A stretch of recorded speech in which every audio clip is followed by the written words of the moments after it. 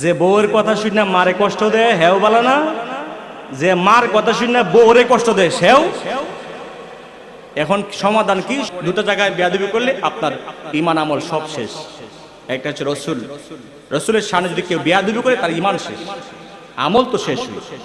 মায়ের সাথে বাবার সাথে যদি কেউ বেয়াদবি করে তার আমল শেষ। এই জন্য পিতামাতার সঙ্গে কখনো বেয়াদবি করা যাবে? জোরে বলেন যাবে? কখনোই না। কিছু পোলাওয়ান আছে বউর কথা শুনে মারে কষ্ট দেয়, আছে না নাই? এই সকল যুবকদেরকে বলছি, যুবক, বউর কথা শুনে মাকে কষ্ট দিবা না। আবার কিছু যুবক আছে মায়ের কথা শুনে বউর কষ্ট দেয়, এটাও ভুল, হেও বলা না।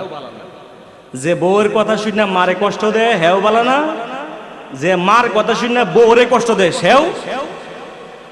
এখন সমাধান কি? সমাধান হচ্ছে মাকে মায়ের বুঝ দিতে হবে, বউকে বউয়ের বুঝ দিতে হবে। ঠিক না বেঠিক?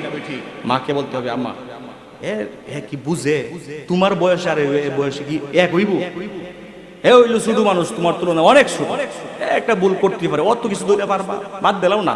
মারে কই তুই কথা, আর বউরে কই তুইব, আম্মা বউরে কই তুইব, এই শোনো মুরব্বী মানুষ দু এক কথা কইতেই পারে। মুরব্বীরা কথা একটু আলাদা, এটা ওজনই আলাদা, এরা কথা মতো অত পেঁয়াজ ধরন যেত না, বাদ দিলাও। ঠিক না বে ঠিক?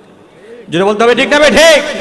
আল্লাহ পাক যেন আমাদের প্রত্যেকটা সংসারে আল্লাহ পাক যেন বরকত দান করেন, প্রত্যেকটা সংসারকে যেন আল্লাহ পাক জান্নাতি সংসার বানিয়ে দেন।